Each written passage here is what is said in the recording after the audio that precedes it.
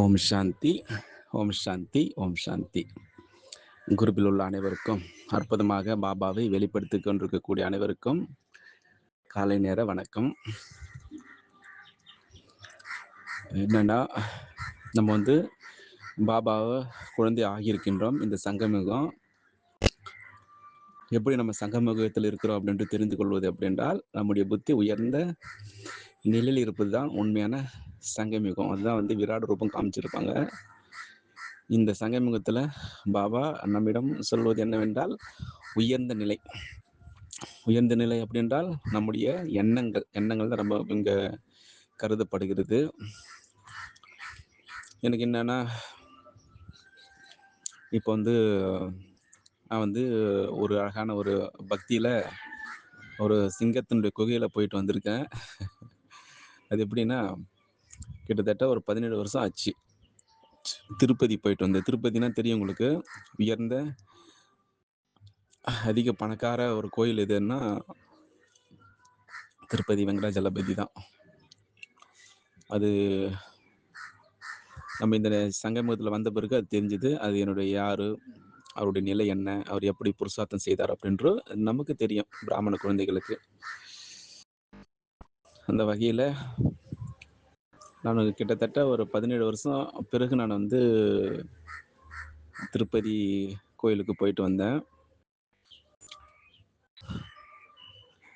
அந்த இடைப்பட்ட நேரத்தில் எனக்கு 2015 பாபாவோட குழந்தை நான் ஆனேனா இல்லை பாபா அவரோட குழந்தை ஆக்கினாரா அப்படின்று பாபாவுக்கு தான் தெரியும்.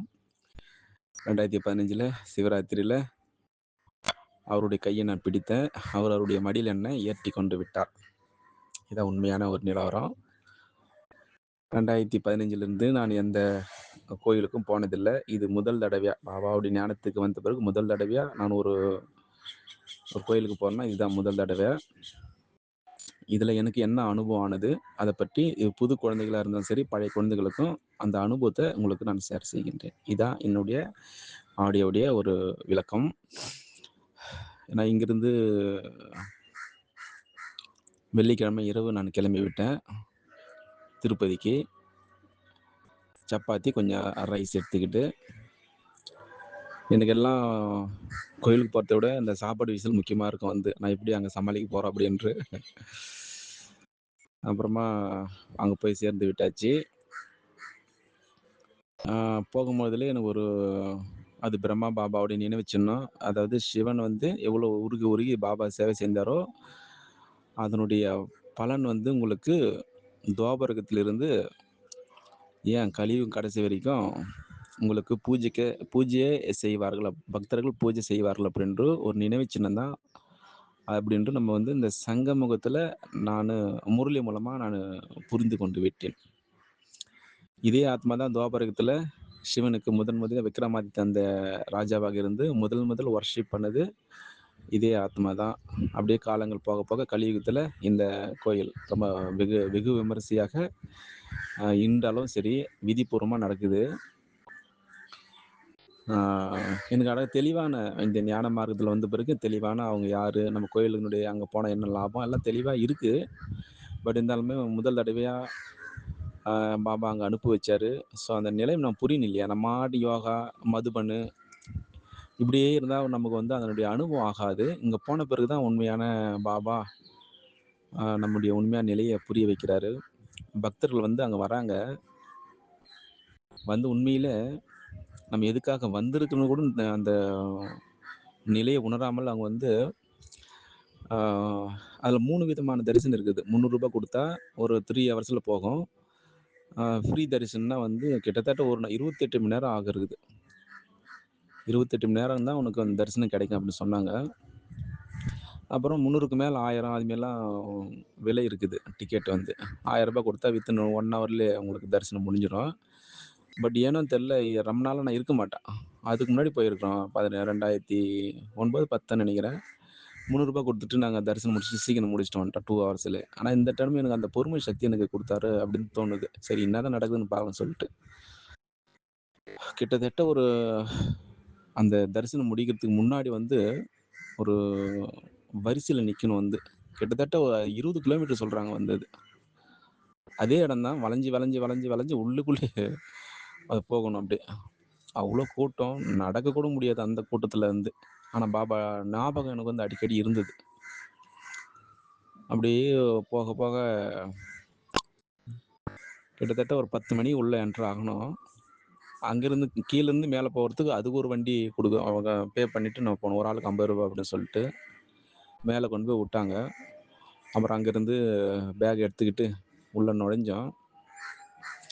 உள்ள நுழைஞ்ச உடனே நிக்குது அப்படியே கூட்டம் அப்படியே. இங்கேருந்து கியூ நிக்குது அப்படியே. நானு பயந்து போகறதா என்னான்னே தெரியல. என்ன அது வித்தியாசமா இருக்குது அப்படின்னு சொல்லிட்டு. ஏன்னா எனக்கு அனுபவம் வந்து மதுபனுடைய அனுபவம் இருக்கு இல்லையா? அங்கெல்லாம் இப்படிலாம் இருக்காது வந்து. கட்டுப்பாடு இருக்காது. நேரா போகும். நம்ம சென்டருக்கு போவோம். அங்க அழகா இருக்கும். அத பார்த்துட்டு இத பார்க்கும்போதுல எனக்கு வித்தியாசமா இருந்தது. அப்படியே கியூல நிக்குது. போகுது அப்படியே குடு குடு குடுன்னு உள்ள ஓடுறாங்க. திரும்பி உட்காருறாங்க. திரும்பி ஓடுறாங்க. இப்படியே போகுது அப்புறம். இடையில வந்து சாப்பாடுலாம் குடுக்குறாங்க வந்து கப்புல வந்து. நெறைய ஜூஸஸு பே பண்ணு குடுக்குறாங்க. அப்புறம் அந்த பக்கத்துலலாம் வந்து என்னன்னா, அந்த சாப்பாடு சாப்பிட்டு அப்படியே போடுறாங்க வந்து. அந்த சாப்பாடு நெறைய வீணாகுது வந்து. அதோட உணர்வு கிடையாது. அப்படியே தூக்கி போட்டு போயிடுறாங்க. அப்படியே வந்துச்சு அப்படியே. அப்புறம் 3 மணிக்கு வந்து ஒரு ஒரு பெரிய ஹால்ல உள்ள போட்டு அதுல ஒரு 2000 பேர் இருப்பாங்கன்னு நெனைக்கிறேன். அத உள்ள தள்ளி விட்டாங்க. லாக் பண்ணி விட்டாங்க. அதுல ஒரு 2 ஹவர்ஸ் நெனைக்கிறேன். இருந்துட்டு திரும்பியும் அந்த பூட்டு திறந்து விட்டு எக்ஸிட் அது உள்ள போற தரிசனம் திரும்பியும் அது உள்ள போகுது. சிங்க குகையில போற மாரி அனுப்பி விடுறாங்க அப்படியே வந்து. வரிசை கட்டி நிக்குது. அந்த பக்கம் தான் நிக்குது வரிசை. அப்பா!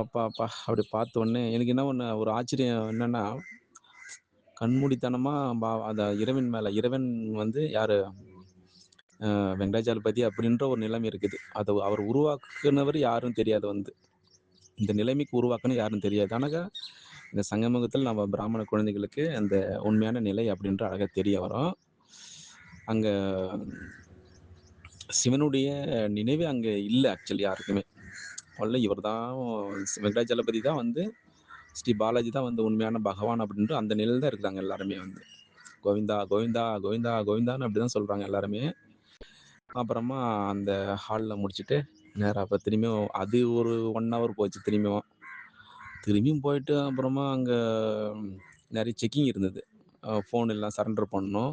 8 மணிலாம் சரண்டரா செஞ்சுட்டேன் ஃபோனு. அப்புறம் லக்கேஜ் எல்லாம் குடுத்துடணும் அங்க வந்து. அப்புறம் கொஞ்ச நேரம் நடந்த பிறகு ஸ்கேன் பண்றாங்க வந்து. நம்முடைய எலக்ட்ரானிக்ஸ் ஐட்டம்ஸ் எதுவுமே இருக்கக்கூடாதுன்னு சொல்லிட்டு, அப்ப அங்க வந்து ஒரு டோக்கன் குடுக்குறாங்க வந்து. ஃபோட்டோ எடுத்துட்டு அத எடுத்துன்னு போனா, அது பின்னாடி வந்து ஒரு டோக்கன் குடுத்தா உங்களுக்கு ஒரு லட்டு ஃப்ரீயா குடுப்பாங்க வந்து. அப்புறமா அந்த டோக்கன் பத்திரமா வச்சுட்டாங்க வந்து. அப்புறமா திரும்பி ஒரு 1 ஹவர் போகுது கூட்டம். அப்புறமா ஒரு பெரிய ஹால்ல இவங்களுக்கு எல்லாம் தெரியும். திருப்பதி போனா தெரியும் வந்து. அதுல உள்ள போட்டு திரும்பி லாக் பண்ணி விட்டாங்க வந்து. 9 மணிக்கு உள்ள லாக் பண்ணி விட்டாங்க. அப்புறமா சாப்பாடுலாம் குடுக்குறாங்க. அந்த கப்புல சாப்பாடு குடுக்குறாங்க பிரசாதம் மாரி. அப்புறம் நான் வந்து பாரு சிறை பறவை இல்லாத சிறை கூண்டில் அடைக்கப்பட்டிருக்கிற மாரி எனக்கு ஒரு அந்த அனுபவம் ஆச்சு அப்படியே. ஆனா எனக்கு அந்த ஃபீலிங் தெரியல. நம்ம அந்த எனக்கு எனக்கு என்னன்னா, அதில பொறுமை சக்தி நம்ம ஹேண்ட் நம்ப குடுத்துருக்கோம். நம்ம அவசரப்படக்கூடாதுன்னு சொல்ட்டு. ஆனா இந்த மாரி நிலைமை வந்து நான் இதுவரைக்கும் அனுபவிச்சது கிடையாது. 24 மணி நேரம் ஒரு தரிசனம் பண்ணது இது முதல் தடவை எனக்கு அனுபவம். அது எப்படி தான் அந்த பொறுமை சக்தி வந்துன்னு தெரியல. அமைதியா தான் இருந்தேன் அப்படியே வந்து. எல்லாம் பாபா தான் குடுக்குறாரு. அப்புறமா ஏற்கனவே சொல்லியிருக்காருல்ல, அவங்களுக்கு எல்லாம் நம்ம தான் சக்தி குடுக்கணும். அந்த நிலைமையில நான் அந்த ஃபரிஸ்தா நிலையில வந்து நல்லா அவங்களுக்கு எல்லாருக்கும் சக்தி குடுத்தேன். நீங்க எல்லாம் பாபா குழந்தை ஆகணும்னு சொல்ட்டு. நான் அடிக்கடி இந்த சங்கமயுகத்தில பயிற்சி செய்து எப்படி என்றால், பூஜைக்கு ஒரு நிலை இருக்கும்பொழுது, அடிக்கடி நான் அந்த பாலாஜி அந்த திருப்பதியில நான் அடிக்கடி அங்க பரிசா போயிட்டு வருவது உண்டு அது. 13 வருஷமா நானு அதுமாரி பிராக்டிஸ் பண்ணுவேன். அது அதனுடைய நினைவு சின்னமா தெரியல. "நீ போய் பாரு, உண்மையானவ பாரு" அப்படின்ட்டு அந்த நிலைமை தான் எனக்கு தோணுது எனக்கு. 13 வருஷமா நம்ம வந்து அடிக்கடி அந்த பரிச நிலையில முதல்ல நான் அந்த கோயிலுக்கு தான் குடுப்பேன். 2வது திருவண்ணாமலையில அருணாச்சல கோயிலுக்கு குடுப்பேன் நானு. அப்புறம் இருக்கிற பூதநாராயண் நெறைய கோயில்கள் மேற் பூஜைக்குரிய நிலையில இருந்து எல்லாருக்கும் சக்தி குடுப்பது உண்டு. ஆனா முதல் தடவையா அது நேரடியா 11 வருஷம் கழிச்சு நான் போறேன் அந்த இடத்துக்கு. அப்புறமா அங்கேருந்து திரும்பியும் 11:30 நெனைக்கிறேன். 11:30, 11:40 நெனைக்கிறேன். அந்த கூண்டுலருந்து அந்த பெரிய பாக்ஸ்லருந்து அப்புறம் எழுப்பி விட்டாங்க வந்து. அங்கேயே நான் சப்பாத்தி 2 சாப்பிட்டு அப்படியே படுத்துட்டேன் நான் அப்படியே. அந்த கூட்டத்திலேயே அப்படியே. பக்கத்திலேயே இடமே இருக்காது அப்படியே வந்து. கூட்ட நெரிசல் அவ்வளோ இருக்கும். குழந்தைகள், சின்ன குழந்தைங்கள்லேருந்து வயசானவங்க எல்லாருமே இருக்கிறாங்க அது உள்ள. அப்புறமா 11:40 தொறந்து விட்டாங்க. குடு குடு குடுன்னு ஓடுறாங்க. ஓரளவு ரிலாக்ஸா தான் இருந்தது. இப்படி காலையில தான் அப்படி முடியும்னு சொல்லிட்டு நினச்சேன். அப்புறமா 11:30க்கு தொறந்து விட்டாங்க அந்த கேட்டு. அப்புறமா வேகமா போயிட்டு கிட்டத்தட்ட 1 மணி கரெக்ட்டா உள்ள தரிசனம் உள்ள போகும்பொழுது, நல்லா கோபுரத்தில நல்லா அழகா தங்க தகடால அப்படியே ஒட்ட வைக்கப்பட்டிருக்கிறது. முன்னாடிலாம் வந்து அப்புறம் இந்த 300 டிக்கெட் இல்லையா? அவங்களும் வந்தாங்க. வந்து எல்லாம் ஒண்ணா அங்க வந்து சேர்றாங்க வந்து.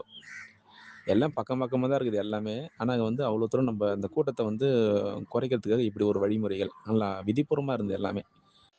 கசமுசா இல்லாம. ஆனா இதுக்கே இவ்வளோ கூட்டம் இருக்குது வந்து. சனி, ஞாயிறு இல்லையா? அதனால நெறைய கூட்டம் வந்துருந்துச்சு. அமாவாசை அதுவும். ஸோ இது போல வந்து கிட்ட நெருங்கிச்சு.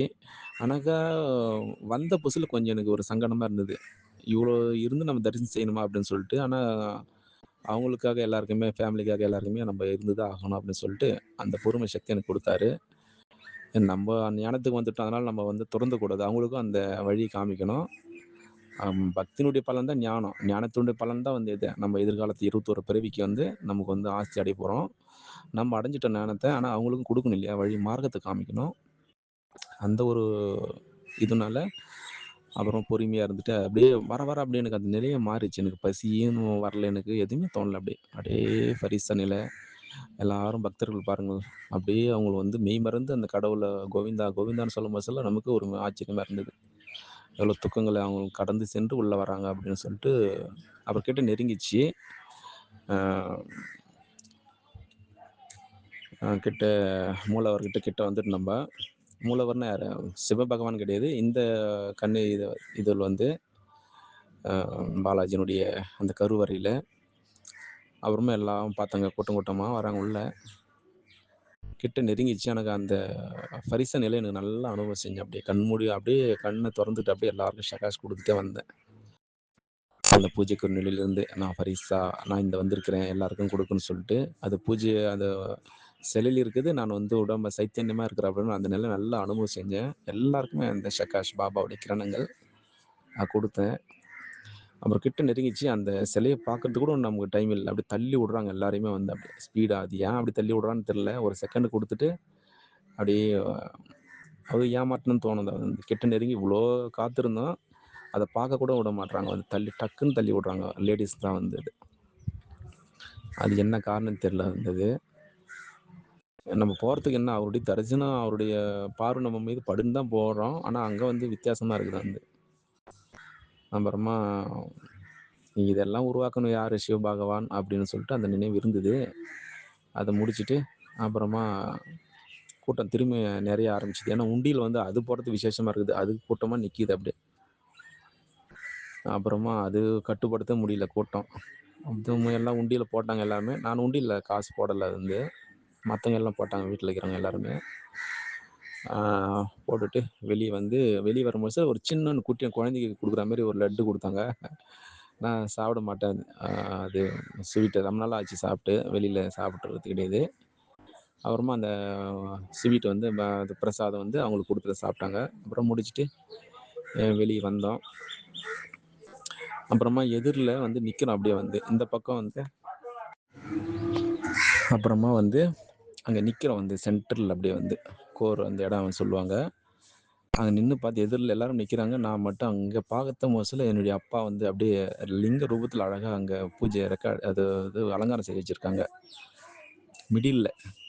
அதாவது கோபுரம் இருக்கு. அது உள்ள கீழ இருக்காரு. ஸ்ரீ பாலாஜி. அது எதிர்ல வந்து கரெக்ட்டா அங்க தேங்காய் உடைக்கக்கூடிய இடம் வந்து நேரா பார்த்தா அழகா தெரியும். மேல ஹைட்டா கட்டியிருப்பாங்க.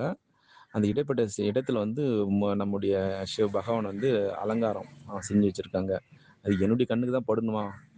அத பார்த்த உடனே எனக்கு ரொம்ப ஆச்சரியமா இருந்தது. அப்படியே அங்கேருந்து எனக்கு அப்படியே சக்தி குடுத்தாரு பாபா. அந்த அனுபவம் நல்லா இருந்தது. சங்கமயுகம் அப்படின்பது என்ன? கலியுகம் என்பது என்ன? அந்த கலியுக சங்கமத்தில் வந்த பிறகு நான் திரும்பி வந்து அந்த உண்மையான கலியுகத்த நான் பார்க்குறேன் வந்து. யாரு? நம்ம எந்த ரூபத்துல வந்திருக்கிறோம் அப்படின்ற அந்த பாபா எனக்கு ஞாபகப்படுத்தினாரு அப்படியே. எனக்கு சக்தி குடுத்தாரு. சக்தி குடுத்தாரு. அப்படியே அந்த சக்திய வாங்கி அந்த அங்க இருக்கக்கூடிய அத்தனை ஆத்மாக்களுக்கும் அப்படியே பரிசா இருந்து, அந்த உண்மையான அந்த சக்திய குடுத்துட்டு வந்தேன். என் பாபா பாரு, ஒரு அழகான அந்த குழந்தைய சங்கமுகத்தில் உருவாக்கி, பக்தியில உனக்கு எந்த அளவுக்கு முக்கியத்துவம் குடுக்குறார் அப்படின்ற அந்த நிலைய எனக்கு உணர வச்சாரு அந்த இடத்துல. அதான் அந்த இதனுடைய சாராம்சம் அதான். ஆனா அவரு ரொம்ப சிம்பிளா இருக்காரு வந்து. ஆடம்பரம் இல்லாம ஒரு இடையில ஒரு மூலையில வச்சிருக்காங்க. ஆனா இது உலக மக்களுக்கு தெரிஞ்சுன்னா, அன்னைக்கே அங்க பக்கத்துல உட்காந்துருவாங்க வந்து. இது யாரு? ஆனா தெரியாது. இதான் வந்து டிராமா நடக்கணும் வந்து. இந்த உலகம் சுற்றணும். அதுதான் வந்து விதிப்படி இருக்குது வந்து. இந்த உணர்றத தான் நமக்கு வந்து சிவபகவான் வந்து சங்கமகத்துல சொல்லிக் குடுக்குறாரு வந்து. குழந்தைகளே, நீங்க எதிர்காலத்துல வந்து பூஜைக்குரியவர் ஆகக்கூடிய நிலைக்கு நீங்க உருவாகணும் அப்படின்ற அதனால தான் படிப்பு சொல்லிக் குடுக்குறாரு.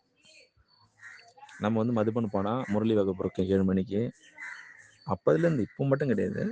பிரம்ம பாபா இருக்கிறதுக்கு முன்னாடி எப்ப சிவபகவான் இந்த உடம்புல வந்தாரோ, அந்த படிப்பு வந்து இதனுடைய அடிப்படையில தான் எல்லாமே இந்த உலகமே இயங்க போகுதுன்னு அப்படி அழகா நம்ம புரிஞ்சிருக்கோம்.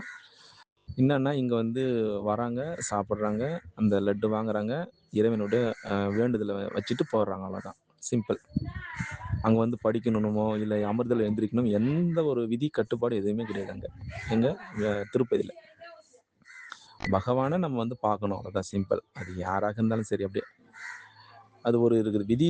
விதிப்பூர்வமா குளிக்கணும். அந்த குளிச்சுட்டு மொட்டை போட்டு குளிச்சுட்டு வராங்க. மத்தபடி அந்த இது கிடையாது. அந்த நம்ம முரளி படிப்பது, அது போலலாம் கிடையாது வந்து இது.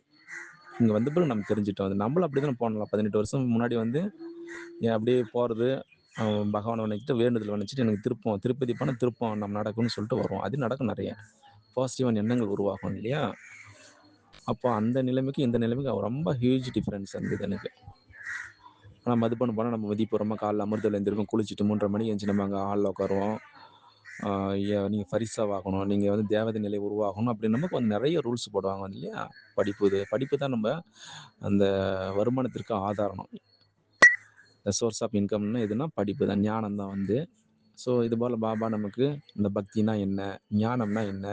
இந்த ஞானத்து மூலமா நம்ம வரக்கூடிய அந்த பிராப்தினா என்ன? அப்படின்னு முழுமையாக இந்த சங்கமகத்துல சொல்றோம். தெய்வீக நிலை உருவாக்கணும் அவ்வளோதான். சிம்பிள். நம்ம இருக்கிற எங்க இருந்தாலும் தெய்வீக நிலை உருவாக்கணும் அவ்வளோதான். யாருக்கும் பொறாம வரக்கூடாது, போட்டி வரக்கூடாது.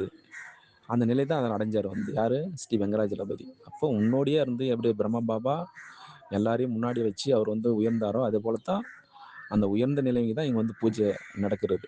இப்போ வந்து நம்ம வந்து அழகா புரிஞ்சுக்கிட்டோம் வந்து அதான் ரொம்ப இம்பார்ட்டன்ட்டு. ஸோ கிட்டத்தட்ட இந்த 2 நாள்ல வந்து பக்தியில பாபா எனக்கு அழகா கண்ணால நான் அவ்வளோ ஈஸியா வந்து நான் எங்கேயும் போனது கிடையாது. நம்ம தான் பூஜைக்கு நம்ம எதுக்கு போகணும் அப்படின்னு சொல்லிட்டு. ஆனா இருந்தாலும் வித்தியாசமா இருந்தது இந்த நிலைமை வந்து போய் பார்த்துட்டு, என்னுடைய பக்தர்களுக்கும் சரி எல்லா அழகான அது என்னன்னா ஒரு ஆச்சரியம். கடைசி சமயத்துல வந்து எனக்கு அந்த லிங்க ரூபத்துல எனக்கு அது பக்கத்துல இருக்குது. அலங்காரம் செஞ்சு வச்சிருக்காங்க. பூ அலங்காரம். அதனுடைய என்னுடைய கண்ணுக்கு பட்டது பாரு. அதுதான் உண்மையான எனக்கு ஒரு ஆச்சரியமா இருந்தது. எவ்வளோ உயர்ந்த நிலை மத்தவங்கள உருவாக்கி விட்டு சிம்பிளா இருக்கிறாரு பாருங்க அப்படின்னு சொல்லிட்டு மெய் மறந்து நிக்கிறேன் அப்படியே வந்து. அதுதான் சிவபகவான். அதுதான் சிவபகவானுக்கு வந்து உடைய உன்னதமான நிலை. மத்தவங்கள உருவாக்கி மத்தவங்களுக்கு ஈக்குவல் டூ ஃபாதர். அவருக்கு சமமா உருவாக்குறாரு பாருங்க. இது யாராவது முடியுமா இது இந்த நிலைய? அது ஒரே ஒரு ஆள் தான் முடியும். சிவபகவானால் மட்டும் தான் முடியும் இந்த விஷயம். என் பக்தர்கள் வந்து என் குழந்தைக்கு பாரு எவ்வளோ பூஜை நடக்குது வந்து அப்படியே ஒரு செகண்டுக்கு அப்படியே மணி கொட்டுது அப்படியே. ஒரு செகண்டுக்கு அர்ச்சனை நடக்குது. ஒரு செகண்டுக்கு அந்த பிரார்த்தனை அவர்கிட்ட போகுது வந்து. அது யார் உருவாக்குனாரு?